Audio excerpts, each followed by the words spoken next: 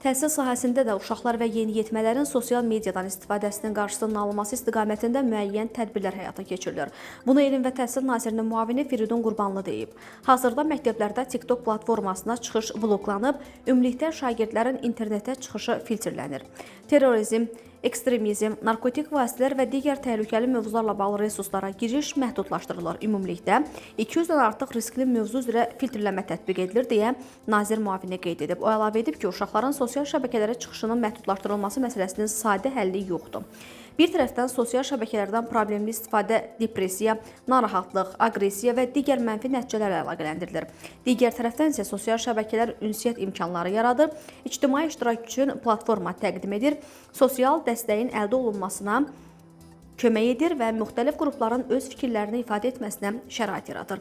Bu səbəbdən əsas vəzifə uşaqların təhlükəsizliyini təmin etməklə yanaşı, onların rəqəmsal dünyanın təqdim etdiyi imkanlardan faydalanmasına şərait yaratmaqdır.